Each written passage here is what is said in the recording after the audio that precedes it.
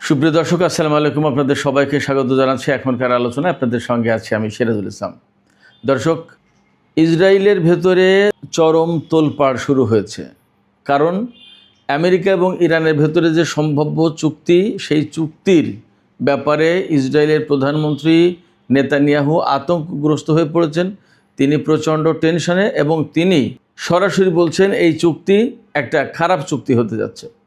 একই সাথে মার্কিন সাবেক পররাষ্ট্রমন্ত্রী ডোনাল্ড ট্রাম্পের আগেরবারের প্রথম পররাষ্ট্রমন্ত্রী মাইক পম্পেও তিনি বলছেন এই চুক্তি 2015 সালের চুক্তির মতো, অর্থাৎ বারাক ওবামার সময় যে চুক্তি হয়েছিল সেই চুক্তির মতো হতে যাচ্ছে। মার্কিন অত্যন্ত প্রভাবশালী সিনেটর, রিপাবলিকান দলের সিনেটর লিন্ডসে গ্রাহাম, একজন যুদ্ধবাজ নেতা বাট অত্যন্ত প্রভাবশালী রাজনীতিবিদ আমেরিকার রাজনীতিতে, তিনি বলছেন এই চুক্তি ইসরায়েলের জন্য একটা দুঃস্বপ্ন। সেক্ষেত্রে ইসরায়েলের প্রধানমন্ত্রী নেতানিয়াহু তো এই চুক্তির বিরোধিতা করবেনই, তারপরেও ডোনাল্ড ট্রাম্প বলছেন যে তিনি তার আগের অবস্থানেই থাকবেন এবং ইরানের পরমাণু কর্মসূচি সম্পূর্ণ ধ্বংস করে ফেলা ছাড়া তিনি কোনো চুক্তিতে সই করবেন না। তিনি সরাসরি বলেছেন তার কথাই চুক্তি হবে। তার মানে এই চুক্তি কি তাহলে অঙ্কুরেই বিনষ্ট হতে চলেছে, নাকি ডোনাল্ড ট্রাম্প নেতানিয়াহুকে সান্ত্বনা দিয়ে গোপনে ইরানের সাথে চুক্তি করে ফেলছে? কি মনে হয়? এপাশে পাকিস্তানের প্রধানমন্ত্রী শাহবাজ শরীফ বলেছে তিনি আশা করছেন খুব শিগগিরই ইরান এবং আমেরিকার মধ্যে দ্বিতীয় দফার আলোচনার স্বাগতিক দেশ হতে যাচ্ছে তার দেশ। তাহলে কি মনে হয়, চুক্তি কি হবে? আর সেই চুক্তি যদি হয় তাহলে ইসরায়েল কি করবে? সুপ্রিয় দর্শক, এই সব বিষয় নিয়েই এখনকার বিস্তারিত আলোচনা করব। আজকের এই আলোচনার পার্টে মূলত ইসরায়েলের উদ্বেগ, ডোনাল্ড ট্রাম্পের বক্তব্য, আসলে তিনি কি করতে যাচ্ছেন এবং ইরান কি বলছে, এই পরমাণু চুক্তি বিষয় নিয়েই মূলত এখনকার আলোচনা হবে। আশা করি আপনারা শেষ পর্যন্ত সঙ্গে থাকবেন। আলোচনা ভালো লাগলে লাইক, কমেন্ট, শেয়ার করবেন এবং চ্যানেলটি সাবস্ক্রাইব করে সাথেই থাকবেন প্লিজ। দর্শক, চলুন বিস্তারিত আলোচনা যাই। সর্বপ্রথম কথা হচ্ছে আমেরিকা এবং ইরানের মধ্যে ব্যাপক আলাপ আলোচনার পরে নানা রকমের কূটনৈতিক তৎপরতার প্রেক্ষাপটে গতকাল যে সমঝোতার কাছাকাছি পৌঁছানোর অবস্থায় পৌঁছেছে ইরান এবং আমেরিকা, এবং একটা চুক্তি হবে বলে মোটামুটি বেশিরভাগ মানুষ, বিশ্বের বহু নেতা, আমেরিকার কর্মকর্তারা, ইরানের কর্মকর্তারাও আশাবাদী হয়ে উঠেছেন।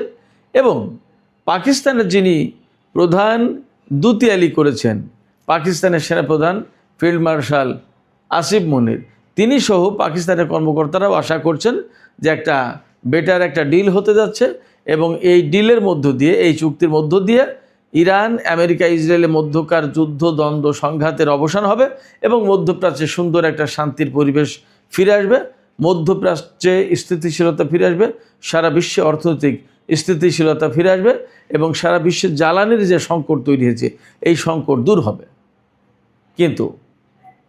কিন্তু গতকালের এই সম্ভাব্য চুক্তির বিষয়বস্তু ফাঁস হওয়ার পরে থেকে ইসরায়েলের ঝড় বয়ে চলেছে।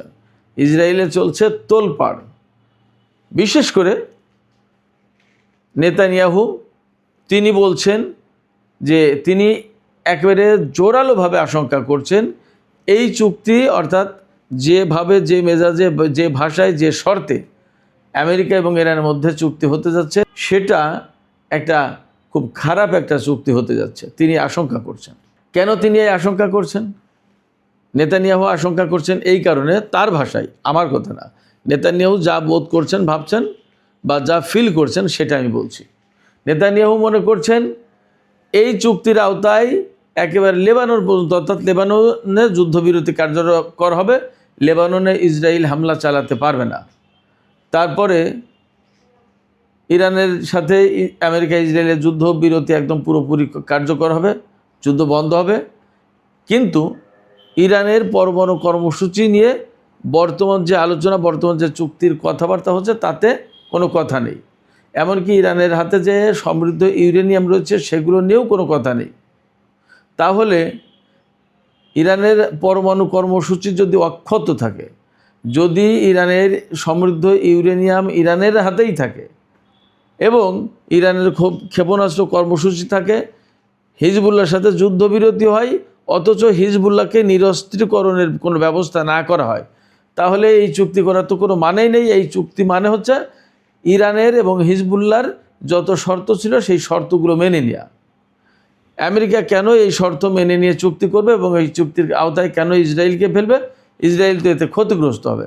নেতানিয়াহুর বক্তব্য, নেতানিয়াহুর কথা হচ্ছে যে কোনো মতেই ইরানের হাতে সমৃদ্ধ ইউরেনিয়াম থাকতে পারবে না এবং পরমাণু কর্মসূচি থাকতে পারবে না।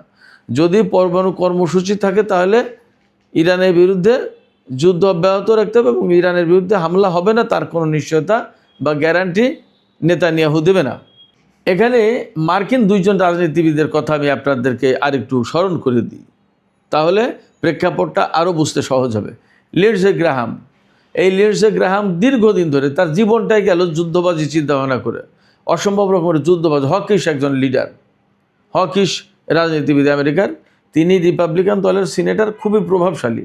যখনই থাকুক না কেন, কিছু ব্যক্তি থাকে না যে খুব নামে কাটে ভারে কাটে, এই নামে এবং ভারে কাটে এই লিন্ডসে গ্রাহাম। তিনি সরকারি দলে থাকুন আর বিরোধী দলে থাকুন, রিপাবলিকান দল তো সবসময় সরকারি দল থাকে না, কখনো কখনো তো বিরোধী দল হয়। বিরোধী দলে থাকা অবস্থায়ও খুব প্রভাবশালী, অস্ত্র ব্যবসার সাথে তার যোগাযোগ আছে বলে জানা যায়। এই লিন্ডসে গ্রাহাম বলছেন যে সম্ভাব্য চুক্তির কথা শোনা যাচ্ছে সেটা ইসরায়েলের জন্য একটা দুঃস্বপ্ন। এই আলোচনায় বা এই যে সম্ভাব্য চুক্তি, তাতে ইরানের পরমাণু কর্মসূচির কোনো কথা নেই। লিন্ডসে গ্রাহামও কিন্তু সেই কথাই বলেছেন। লিন্ডসে গ্রাহাম চান যে আমেরিকার হাতে কোনো রকমের পরমাণু কর্মসূচি থাকতে পারবে না, ইরানের হাতে কোনো রকম সমৃদ্ধ ইউরেনিয়াম থাকতে পারবে না। অথচ মজার কথা, আমি এর আগে দু একবার বলেছি, আজকে যে ইরান পরমাণু কর্মসূচি পরিচালনা করছে, যে পরমাণু কর্মসূচি নিয়ে এত এত সংকট, এই পরমাণু কর্মসূচি তো দিয়েছিল বিপ্লবের আগে আমেরিকা। তখন কিন্তু জায়েজ ছিল, কারণ তখন তাদের পছন্দের সরকার ছিল ইরানে, তারা তখন নিজেরা দিয়েছিল, নিজেদের তত্ত্বাবধানেই এই পরমাণু কর্মসূচি পরিচালিত হতো। এই পরমাণু কর্মসূচি রেডি করে দিতে যত টাকা লেনদেন সমস্ত সব কিছু আমেরিকার সাথে হতো, ওখান থেকে আমেরিকা লাভ পেত, টাকা পেত, ডলার পেত, তাহলে খুব শান্তি ছিল। কিন্তু বিপ্লবের পরে তো আমেরিকার সাথে সম্পর্ক ছিন্ন করে ফেললো ইরান, পরমাণু কর্মসূচি থেকে তাদেরকে সরিয়ে দিল এবং রাশিয়ার মাধ্যমে এই পরমাণু কর্মসূচি বাস্তবায়ন করলো। ফলে এখন এই পরমাণু কর্মসূচি আর ভালো নেই, এই পরমাণু কর্মসূচি অত্যন্ত খারাপ হয়ে গেছে। ইরানের এই পরমাণু কর্মসূচি, এটা করার কোনো অধিকার নেই, এটা থাকাই উচিত না। এই যে আমেরিকার রাজনীতিবিদদের যে ডাবল স্ট্যান্ডার্ড, এটা খুব ডেঞ্জারাস, এটা ভালো না, খারাপ নজির তৈরি করে এবং করে আসছে। তো লিন্ডসে গ্রাহাম যে বলছেন যে এই চুক্তি সম্ভাব্য, এই চুক্তি ইসরায়েলের জন্য দুঃস্বপ্ন, নাইটমেয়ার, তা এই কথা বলে বেসিক্যালি ইসরায়েলকে উস্কে দেওয়া হচ্ছে, অর্থাৎ যাতে নেতানিয়াহু, ইসরায়েলের প্রধানমন্ত্রী, এই চুক্তি না মানে, বরং তিনি যাতে ডোনাল্ড ট্রাম্পের সাথে আবার ঝগড়া কলহ বাগবিতণ্ডায় লিপ্ত হয় এবং ইরানের সাথে ডোনাল্ড ট্রাম্প যাতে এই চুক্তি না করে এবং একটা শান্তির পরিবেশ আদৌ যাতে তৈরি না হয়, এইটা হলো মূল টার্গেট লিন্ডসে গ্রাহামের এই উস্কানি দেওয়ার। এখন এই উস্কানিতে তো পড়েছেন নেতানিয়াহু, আমরা জানি বা বুঝতে পারছি। নেতানিয়াহু তো আগের থেকেই উস্কানি দিয়ে আসছেন ডোনাল্ড ট্রাম্পকে, আর সেই নেতানিয়াহুকে এখন উস্কানি দিচ্ছে লিন্ডসে গ্রাহাম। তাই পরিস্থিতি কোথায় যায় আপনারা ভাবেন। এদিকে ডোনাল্ড ট্রাম্প প্রথমবার যখন ক্ষমতা এসেছিলেন 2016 সালে, তখনকার পররাষ্ট্রমন্ত্রী মাইক পম্পেও, এই মাইক পম্পেও একসময় সিআইএর পরিচালক ছিলেন। পম্পেও বলছেন যে এটা ইসরায়েলের জন্য একটা বিরাট খারাপ চুক্তি হতে চলেছে। তো এই ধরনের কথাবার্তা বলে তো ইসরায়েল তোলপাড় সৃষ্টি করবে, ইসরায়েল আমেরিকার সাথে ঝামেলা করবেই, ইসরায়েল এই চুক্তি হতে দেবে না, এটা তো স্বাভাবিক ব্যাপার। পম্পেও বলছেন যে সম্ভব এই চুক্তি 2015 সালের ওবামার সময় যে চুক্তি হয়েছিল সেই চুক্তির মতো, এবং এই চুক্তি যদি হয় ইরান সারা বিশ্বে নাকি সন্ত্রাসবাদী কার্যক্রম চালাবে। ইরান সন্ত্রাসবাদী কার্যক্রম চালাচ্ছে নাকি ইসরায়েল নাকি আমেরিকা, কারা চালাচ্ছে, সারা বিশ্বের মানুষ কি বিশ্লেষণ দেয়? এদিকে ইসরায়েলের একজন কর্মকর্তা জানিয়েছেন ডোনাল্ড ট্রাম্প শনিবার রাতে, অর্থাৎ যে রাত গেল, এই রাতে নেতানিয়াহুকে ফোন করেছিলেন। সেই ফোন করে তিনি নেতানিয়াহুকে সান্ত্বনা দিয়েছেন, অথবা তিনি তার আসল অবস্থান জানিয়েছেন যে কোনোটা হতে পারে। আসলে কি হবে সেটা দু একদিন গেলে বোঝা যাবে। নেতানিয়াহুকে ট্রাম্প বলেছেন তিনি নিজের পুরনো অবস্থানেই ঠিক থাকবেন, অনড় থাকবেন। অর্থাৎ ডোনাল্ড ট্রাম্প কিন্তু সবসময় বলে আসছে যে ইরানের কাছে কোনো পরমাণু কর্মসূচি থাকতে পারবে না, সমৃদ্ধ ইউরেনিয়াম থাকতে পারবে না, এবং ইরান ইউরেনিয়াম সমৃদ্ধ করার কোনো অধিকার রাখে না। শুধু তাই নয়, ইরানকেও কোনো মতেই বোমা বানাতে দেয়া হবে না। এই যে তার অবস্থান, এই অবস্থানেই অনড় থাকবেন। নেতানিয়াহুকে বলেছেন যে ইরানের সাথে যত চুক্তি হোক না কেন এই অবস্থান না হলে কোনো চুক্তি হবে না।